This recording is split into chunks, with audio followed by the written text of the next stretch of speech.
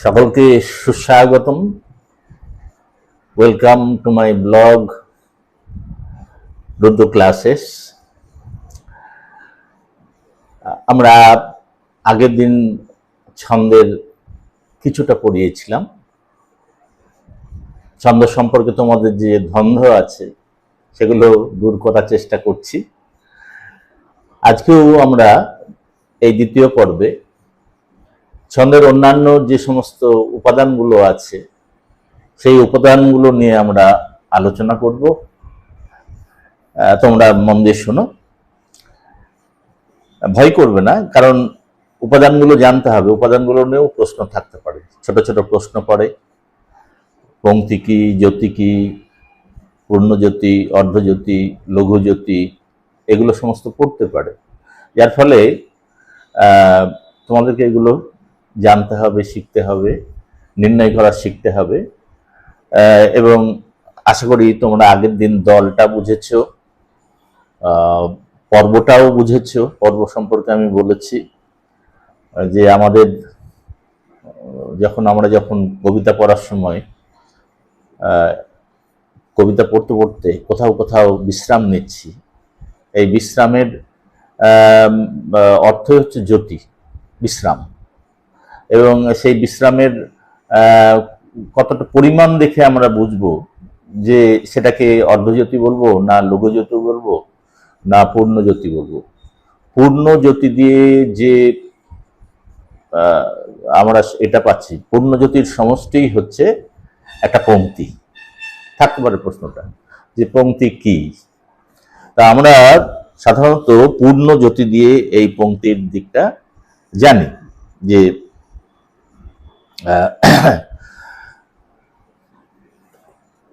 পূর্ণজ্যোতি যেখানে পড়ে, পূর্ণজ্যোতির দ্বারা নির্দিষ্ট ছন্দ বিভাগকে আমরা বলবো পংক্তি। এই জ্যোতির দ্বারা নির্দিষ্ট ছন্দ বিভাগগুলোকে বিভিন্ন নাম দেয়া হয়েছে এবং সেগুলো কোনোটা পংক্তি, কোনোটা পদ, কোনোটা উপপর্ব, আবার কোনোটা বা ছোট ছোট করে যদি আমরা ভাবি অনুজ্যোতি বিভাগের অর্থাৎ ধ্বনিখণ্ডের নাম হলো দল। দল কি? দল হলো ধ্বনিখণ্ড। উচ্চারণ যে একটা ধ্বনি উচ্চারণ করছি তার যে অংশটা উচ্চারণ করছি, পৃথিবী, এক একটা অংশ হচ্ছে এক একটা দল। এবং সেই দল যে দু প্রকার আমরা আগের দিন বলেছি, মুক্ত দল এবং রুদ্ধ দল। মুক্ত দল কোনগুলো? না যেগুলোতে আমরা অ, আ, হস্যই, হস্যু, এ, ও, যেটা আমরা চোখে দেখতে পাই না কিন্তু কানে শুনতে পাই, সেই এটাও একটা কিন্তু আমাদের ধ্বনি। আমরা আমাদের বাংলা বইয়ে ব্যাকরণে বা আমাদের এতে যেখানে আমরা বর্ণের কথা বলি সেখানে হয়তো এর কথা বলি না, কিন্তু উচ্চারণের এটা হয়। যার ফলে ছন্দ যখন নির্ণয় করব এমনও দিনে তারে বলা যায়, আমি আগের দিনে এই উদাহরণটা দিয়েছিলাম। তা আমাদের এগুলো মাথায় রাখতে হবে। পূর্ণজ্যোতিকে আবার অনেক সময় পংক্তিজ্যোতিও বলা হয়।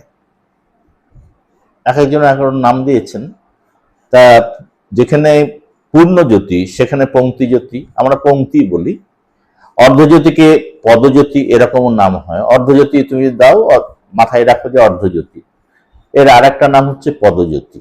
আর লঘুজ্যোতিকে পর্বজ্যোতি, উপপর্বজ্যোতি এবং অনুজ্যোতিকে দলজ্যোতি নামেও অভিহিত করা হয়। আমরা এত নাম মাথায় রাখতে পারবো না। আমাদের কতগুলো নাম কালকে যেমন বলেছি, গতকাল যেমন বলেছি, আজকেও বলছি যে পূর্ণজ্যোতি,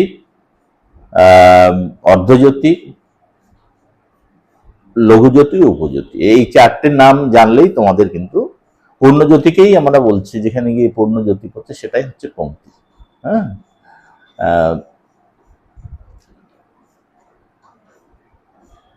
ছন্দের পংক্তি আর মুদ্রিত বা লিখিত ছত্র এক নয়। কিন্তু ছন্দের যেখানে পংক্তি সেখানে আমরা পুরো বিশ্রাম দিচ্ছি, বিশ্রাম জ্যোতি নিচ্ছি।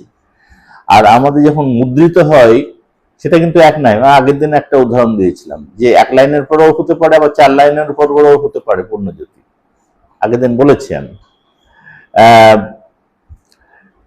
উদাহরণ দিয়েছিলাম আগের দিন একটা কবিতা পড়ে, যে এইটা হচ্ছে পূর্ণজ্যোতি, এইটা হচ্ছে আহ পংক্তি। পূর্ণজ্যোতি হতে গেলে আমাকে পুরো বিশ্রামের জায়গাটায় গিয়ে থামতে হবে। সেটা এক লাইনের শেষে হতে পারে, দু লাইনের শেষে হতে পারে, 3 লাইন বা 4 লাইনের শেষেও হতে পারে, এটা মাথায় রাখতে হবে। হ্যাঁ, যেমন ধরো,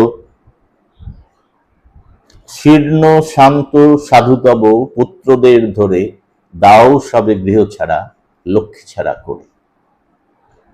এই করে গিয়ে আমরা বিশ্রাম নিচ্ছি। এখানে পর্বও ভাগ আছে। তারপরে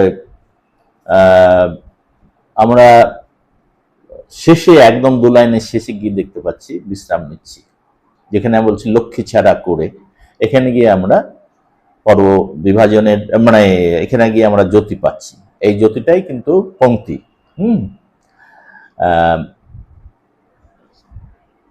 সুতরাং অনেক সময় দেখা যায়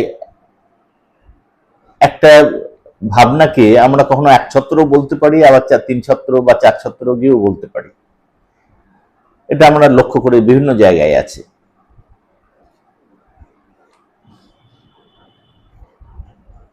আচ্ছা,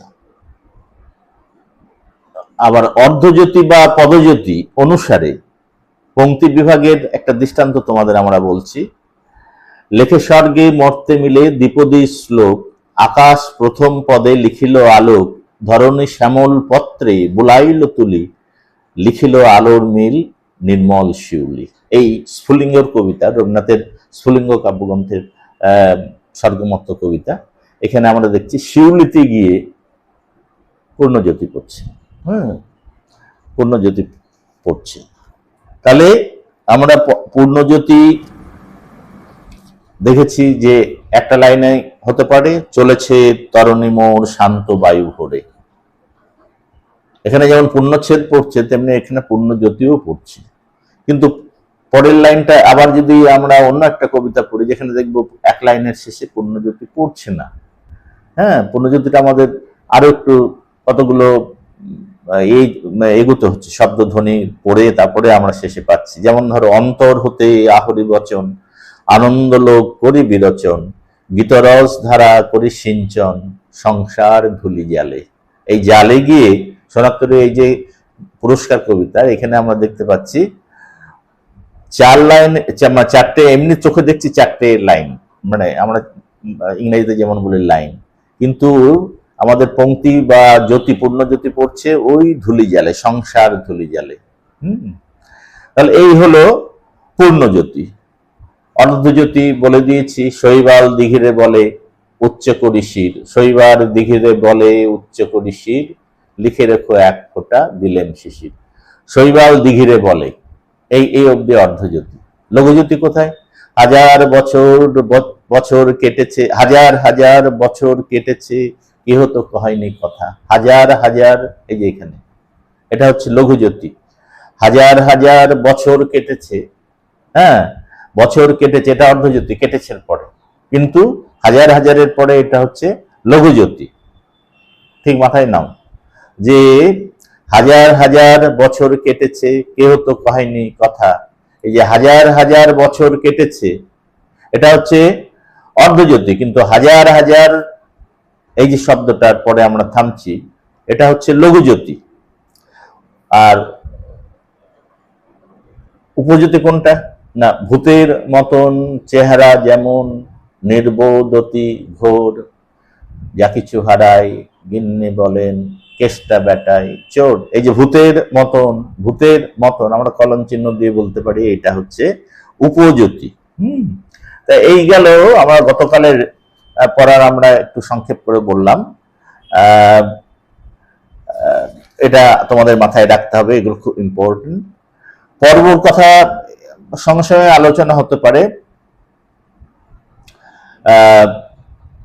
যেমন একটা উদাহরণ দিই, তারপরে আমরা আলোচনাটা করব। সত্যেন্দ্রনাথের একটা কবিতা, মুক্ত বেনির গঙ্গা যেথায় মুক্ত ভিতরের রঙ্গে, আমরা বাঙালি বাস করি সেই তীর্থ বরদ বঙ্গে। এই যে এখানে মুক্তবেণীর গঙ্গা যেথায় মুক্ত ভিতরে, এই ধ্বনিগুচ্ছ হলো এক একটা পর্ব। এগুলো এক একটা পর্ব। হ্যাঁ, জ্যোতি অনুসারে এর এক একটা নাম, আলাদা নাম আগেই বললাম। এখন পর্ব কোনগুলো? এই যে মুক্তবেণীর, ভূতের মতন মুক্তবেণীর, হ্যাঁ, নীল নব ঘনে, আশার গগনে, এগুলো এক একটা সব পর্ব। হ্যাঁ, তাহলে বুঝতে পারছো যে পর্বটাও কি, বুঝতে পারছো? এই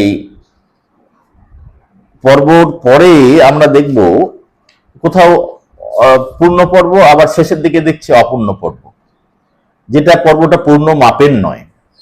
মেজার করে দেখা যাচ্ছে কিছু কিছু পর্ব, কিছু পর্ব সমান সমান মাপের আছে, এগুলো পূর্ণ পর্ব। শেষে গিয়ে দেখা যাচ্ছে যে অতখানি নয়, শেষের শব্দটা, ধ্বনিটা দুটো একটা শব্দ ধরো আছে। এই এখানে বললাম রঙ্গে বঙ্গে, এগুলো তো অনেক ছোট। মুক্তির ভিতরে যতখানি উচ্চারণ করছি,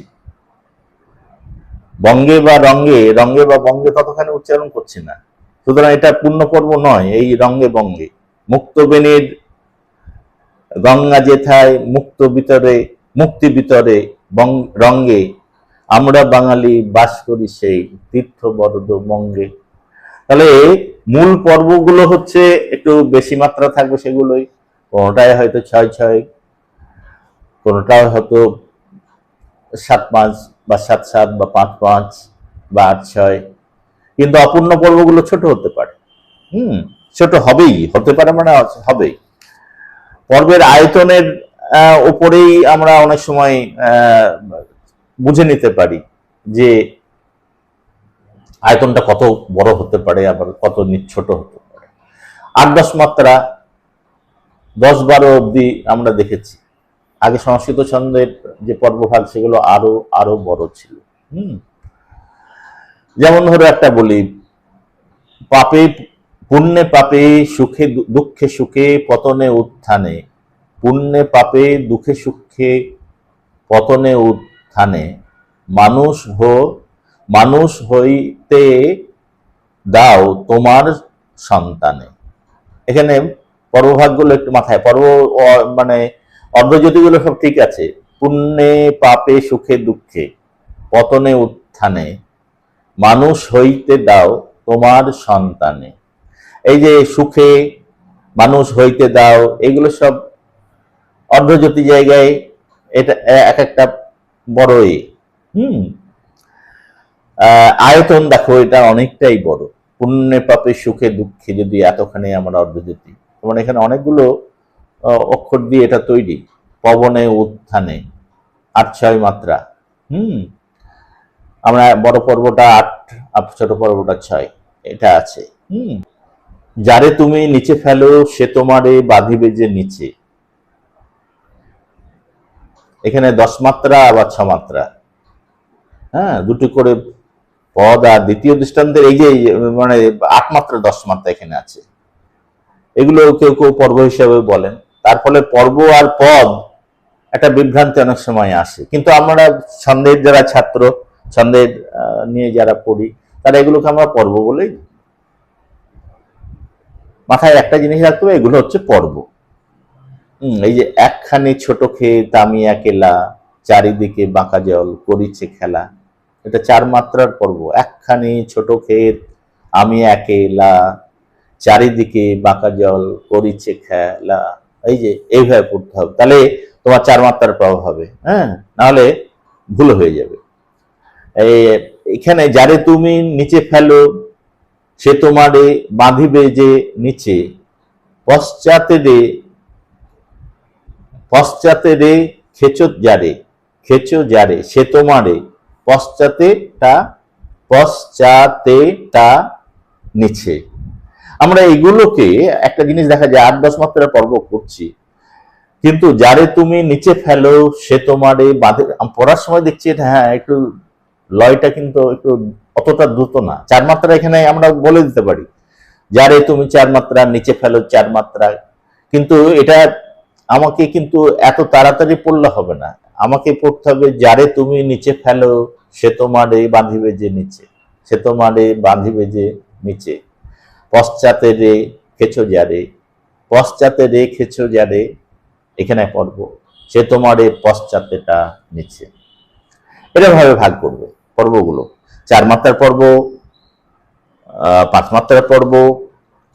5 মাত্রার পর্ব একটা বলি, সকাল বেলায় কাটিয়া গেল বিকাল নাহি যায়। সকাল বেলা কাটিয়া গেল, স 1 মাত্রা, কাল রুদ্রদল 2 মাত্রা,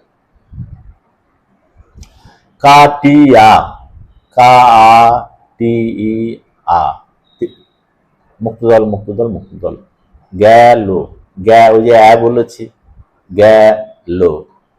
তার মানে এটাও আমরা 5 মাত্রা পাচ্ছি। 5 মাত্রার পর্বের উদাহরণ এগুলো 5 মাত্রার পর্ব। 6 মাত্রার পর্বের উদাহরণ আমরা দিচ্ছি,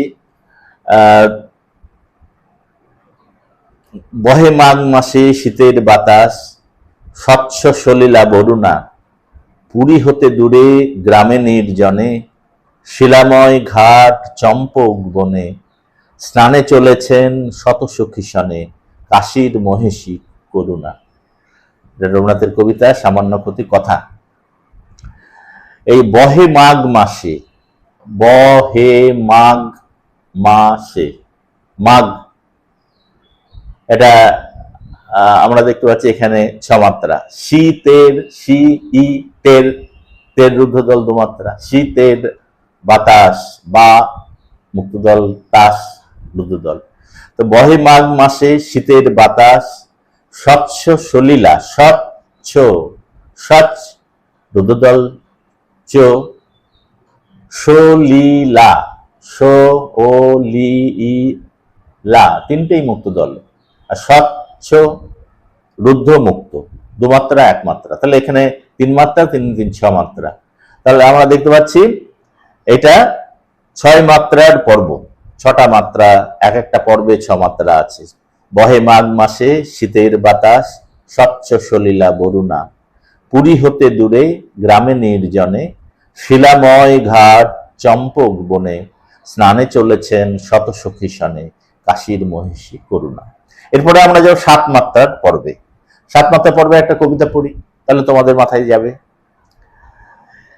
এ শুধু ছায়া ছবি, পুকুরে ঢিল ছোড়া, বাতাসে খসে পড়া পাতার নিঃসন, এ শুধু সন্ধ্যার সোনালী ফুলঝুরি, ফুলের গন্ধের যৌন আবেদন। বোধদেব বসুর কবিতা এটা, শ্রেষ্ঠ কবিতা থেকে বলছি।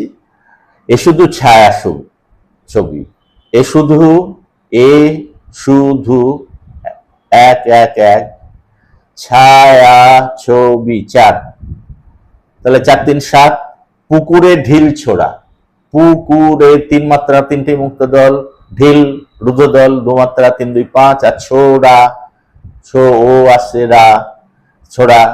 তাহলে এখানে আমরা দেখতে পাচ্ছি 3 2 5 2 7, 7 7, বাতাসে খসে পড়ে পাতার নিঃসন, এখানেও দেখবো 7 7, পাতার নিঃসন, পাতার পা 1 মাত্রা, তার 2 মাত্রা রুদ্ধদল, নিঃসন দুটোই রুদ্ধদল, 2 2 4, তাহলে পাতার 3 আর নিঃসন 4, 4 3 7।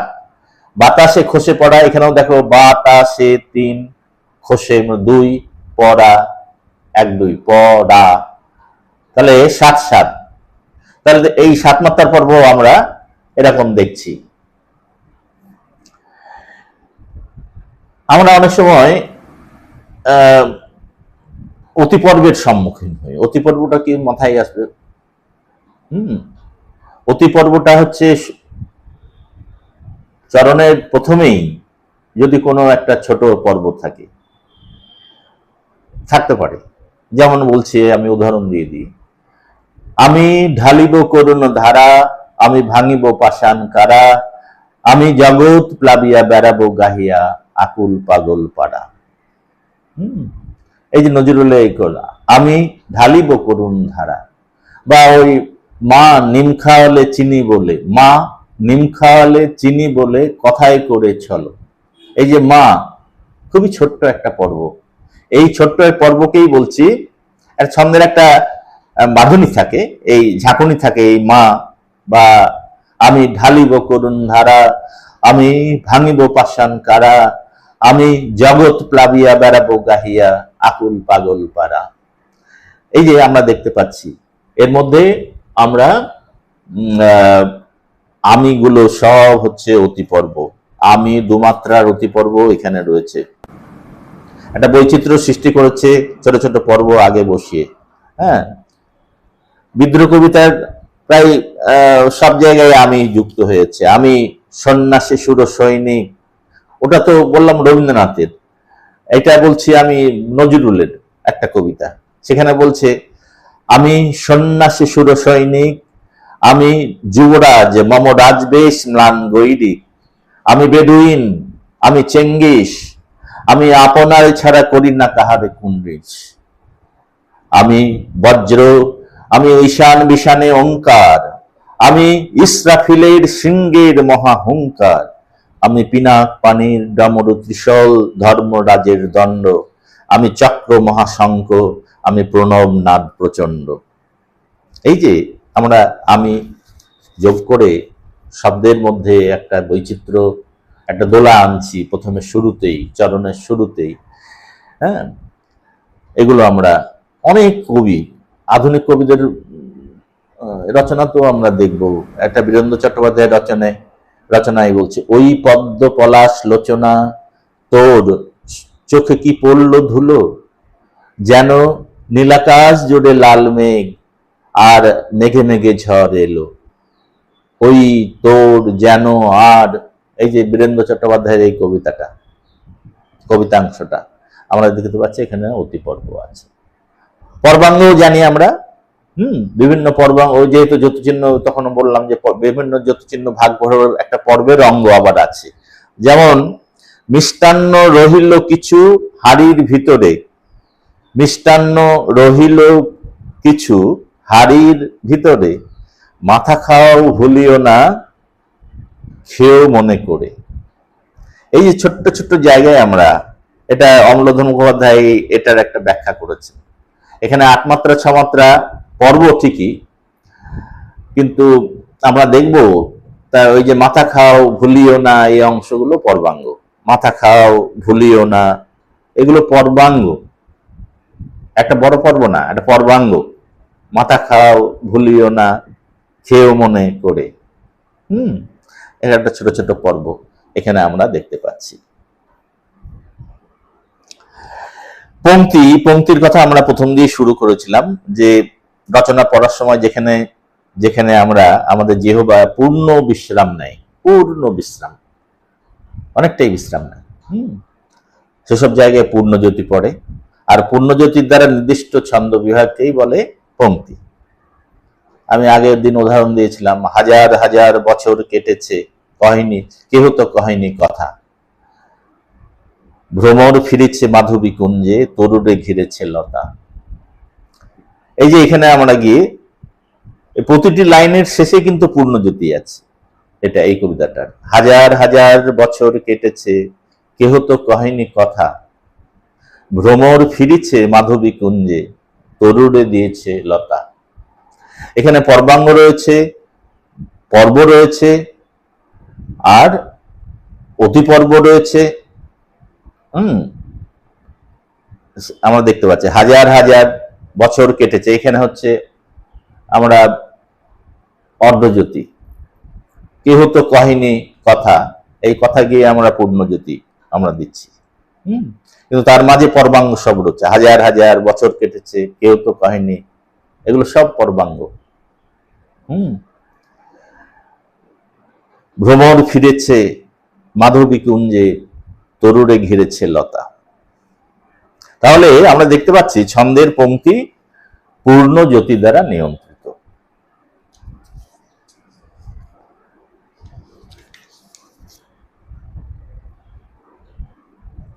আবার কোথাও কোথাও দেখবো সেই পূর্ণ জ্যোতিটা অনেকটা দূরে, আমি আগেই বলেছি, আগের কথাতেই বলেছি যে মাঘের সূর্য উত্তরায়ণে পার হয়ে এলো চলি, তার পানে হাই শেষ চাওয়া চাই করুণ কুন্দ কলি। এই কলিতে গিয়ে আমরা পূর্ণজ্যোতি পাচ্ছি।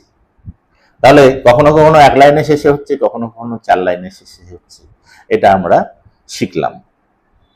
চরণ, চরণ বলতে পূর্ণজ্যোতির দ্বারা নির্দিষ্ট ছন্দ বিভাগকেই আমরা অনেকে হয়তো চরণ বলেন, কিন্তু অমূল্যধন মুখোপাধ্যায় বা তার অনুসারী যারা, তারা কি বলছেন? এক একটি সারিতে সজ্জিত ধ্বনি প্রবাহকে নির্দেশ করেন পংক্তি রূপে। এক একটি সারিতে সজ্জিত যত ধ্বনি আছে, ধ্বনি প্রবাহকে নির্দেশ করছেন পংক্তি হিসেবে অমূল্যধন এবং তার অনুগামীরা। আর পূর্ণজ্যোতি দ্বারা নির্দিষ্ট ধ্বনি প্রবাহকে, পূর্ণজ্যোতি দ্বারা নির্দিষ্ট ধ্বনি প্রবাহকে চরণ বলছে। পার্থক্যটা মাথায় এলো?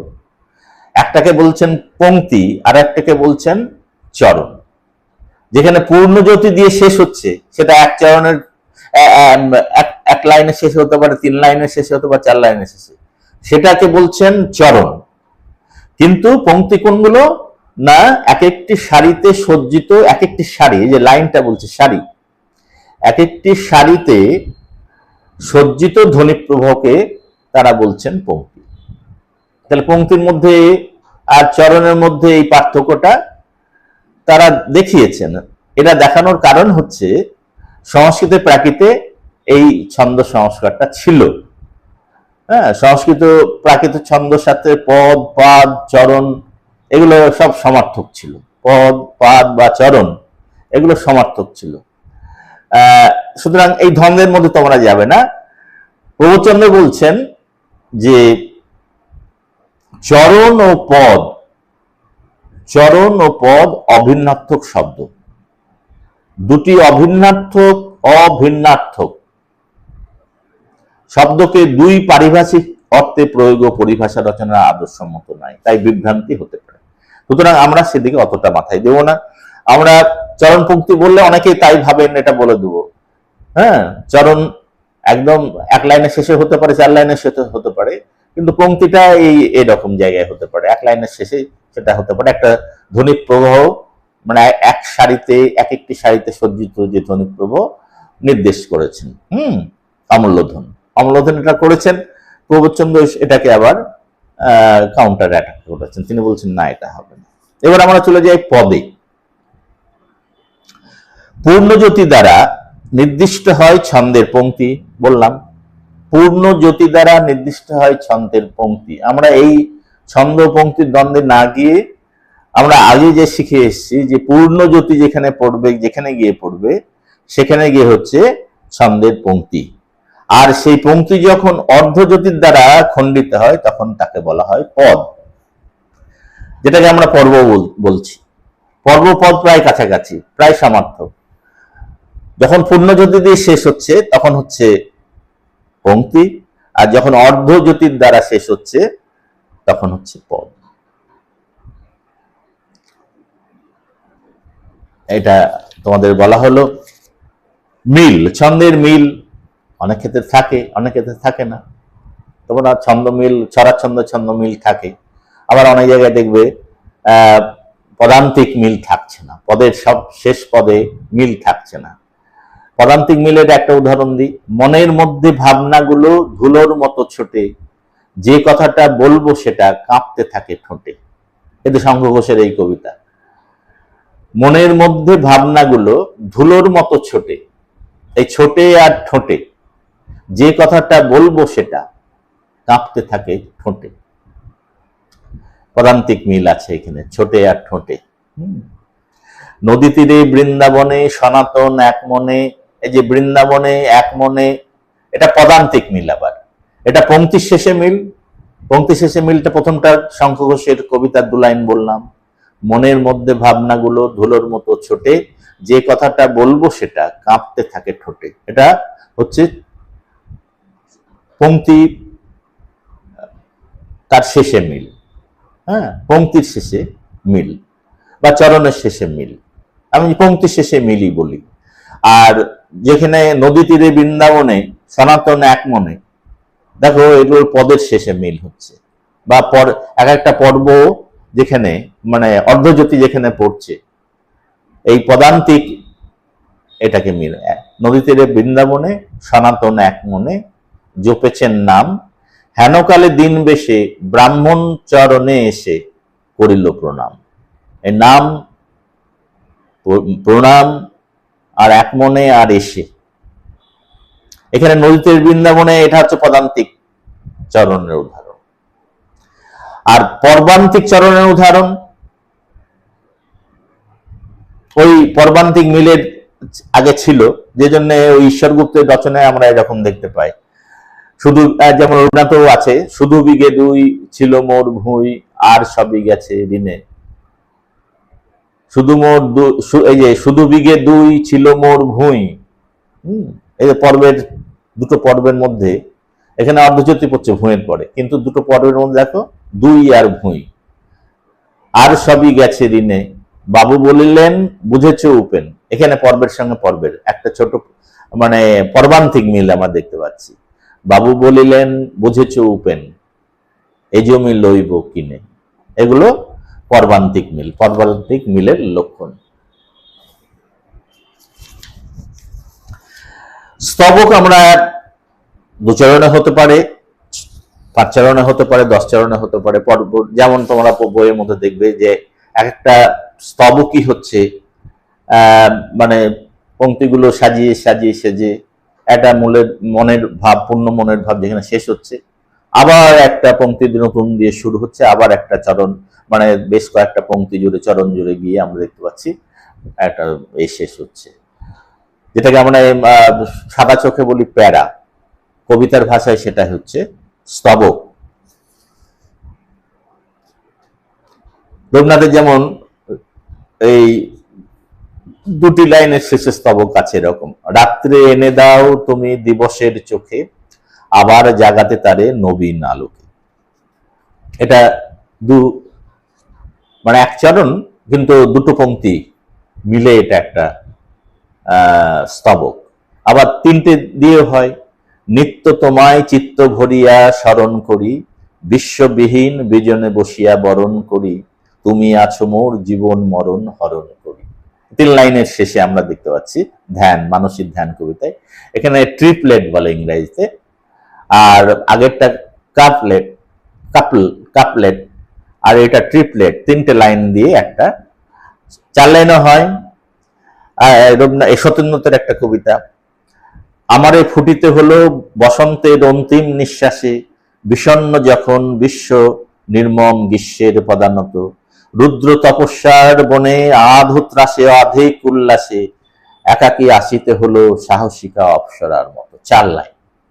এটা 4 চরণ না, এটা একটাই চরণ, কারণ আমরা দেখতে পাচ্ছি অপ্সরার মতো 4 লাইনের শেষে চরণ বলবো, কিন্তু পংক্তিগুলো 4টে লাইন আছে, লাইনের সারি 4টি, কিন্তু এইটা স্তবকটাও বড়, 4 লাইনের স্তবক, চতুস্তক। পঞ্চকও আছে, তোমার বই খুললেই দেখতে পাবে, কবিতার যে বই সেগুলো খুললেই লাইনগুলো মেপে দেখলেই, লাইনগুলো গুনে দেখলেই দেখতে পাবে কোনটা 5, কোনটা 6, কোনটা 8, কোনটা 2, কোনটা 4, এইরকম। শ্বাসাঘাত কোন কি এটা একটু বলে নিই। শ্বাসাঘাত হচ্ছে আমরা যখন কোনো শব্দের উপরে শ্বাসের আঘাত দিচ্ছি। সাধারণত শ্বাসাঘাত দ্রুত লয়ের ক্ষেত্রে হয়, মধ্যলয়ের ক্ষেত্রে কম হয় একটু, হ্যাঁ, মধ্যলয়ের ক্ষেত্রেও হয়, কিন্তু দ্রুতলয়ে যতক্ষণই শ্বাসাঘাত হয়, যেহেতু দ্রুত পড়ছি শ্বাসের আঘাতটা পড়ছে আমার সাথে। হ্যাঁ, যে কোনো ছড়াছন্দের কবিতা আমরা দেখব যে শ্বাসাঘাত সেখানে রয়েছে। হ্যাঁ, দ্রুতলয়ের কবিতার একটা দিই, যার ভয়ে তুমি ভীতু সে অন্যায় ভীরু তোমা চেয়ে, যখনই যা গিবে তুমি তখনই সে পলাই বেঁধে। এই যে আমরা বলছি, বা মেঘমুলুকে ঝাপসা ডাতে, হ্যাঁ, এই যে কাজলা দিঘি কই, মাগো আমার শোলক বলা কাজলা দিদি কই, বলছি না, মাগো আমার শোলক বলা কাজলা দিদি কই। ছড়াছন্দগুলোই একটু বেশি পরিমাণে আমাদের শ্বাসে আঘাত লাগে, এটাকে বলা হয় প্রস্বর বা শ্বাসাঘাত। প্রতিটি পর্বের প্রথমে থাকে একটি করে ঝোঁ, প্রতিটি পর্বের প্রথমে। কল্লোলে কোলাহলে জাগে এক ধ্বনি, অন্ধের কণ্ঠের, এই যে অন্ধের কণ্ঠের গান আগমনী, কল্লোলে কোলাহলে জাগে এক ধ্বনি, অন্ধের কণ্ঠের গান আগমনী। এই যে প্রতিটা পর্বের প্রথম যে ধ্বনিটা, তার উপরে শ্বাসে আঘাত লাগছে, এটাকেই, এই ঝোঁকটাকেই বলছি পরিভাষায়, ছন্দের পরিভাষায় প্রস্বর বা শ্বাসাঘাত। লয়, লয় আমি আগের দিন বলেছি, এখনো প্রতিটা কবিতা পড়ার সময় তিনটে লয়ের, এর মধ্যে তিনটে লয় লুকিয়ে আছে। যখন তুমি মধ্যলয়, ধীর লয়, এগুলো কালকেও বলেছি, আজকে আবার বলছি। আমি একটা দুটো উদাহরণ দিয়ে আজকের আমরা এই লয়ের আজকের পর্বের আমরা শেষ করব, অনেকটা বড় হয়ে যাচ্ছে। তোমরা ছড়ার ছন্দের যে কবিতাগুলো, সেগুলো সব দ্রুত লয়ের। ভূতের মতন চেহারা যেমন নির্বোধ অতি ঘোর, যা কিছু হারায় গিন্নি বলেন কেষ্টা বেটায় চোর, এটা মধ্যলয়ের ছন্দ। আবার ধীর লয়ের ছন্দ আছে, যেটা অনেক বড়, অনেক বড় পর্ব দিয়ে সেসব কবিতা, হ্যাঁ, আমরা দেখতে পাবো। বহে মাঘ মাসে শীতের বাতাস, স্বচ্ছ সলিলা বরুণা, পুরী হতে দূরে গ্রামে নির্জনে, শিলাময় ঘাটে চম্পক বনে, স্নানে চলেছেন শত সখী সনে, কাশীর মহিষী করুণা। আমরা আগের দিন, হাজার বছর ধরে আমি পথ হাঁটিতেছি পৃথিবীর পথে, এগুলো হচ্ছে ধীর লয়ের ছন্দের উদাহরণ। তাহলে তিনটে লয়ের উদাহরণ তোমরা পেয়ে গেলে, ধীর, মধ্য এবং দ্রুত। এই ধীর, মধ্য এবং দ্রুত, এই তিনটে লয়ের উপর নির্ভর করেই ছন্দের তিনটে রীতি আছে। আমরা আগামী দিনের ক্লাসে এই তিন রীতি নিয়ে আলোচনা করব। তোমরা এটা ভালো করে শুনবে, কবিতাগুলো লিখে লিখে তোমরা খাতায় প্র্যাকটিস করবে, মুক্ত দলের চিহ্ন, মুক্ত দল, রুদ্ধ দল, এগুলো বের করবে, পর্বভাগ করবে, অর্ধজ্যোতি কোথায় সেটা করবে, পংক্তি বা চরণ কোথায় পড়ছে সেটা দেখাবে। বিভিন্ন জিনিসগুলো তোমরা, আমি যে পড়ালাম এই ব্যাপারটা নিয়েই তোমরা একটু নিজে কানে শুনবে এবং সঙ্গে সঙ্গে লেখার চেষ্টা করবে, তবেই তোমরা ছন্দটা শিখতে পারবে। ঠিক আছে, আজকে এই অবধি। আগামী দিনে বাংলা ছন্দের আমরা তৃতীয় পর্বে বাংলা ছন্দের রীতি সম্পর্কে আলোচনা করব। আজ এখানেই শেষ। সকলে ভালো থাকো। Good bye.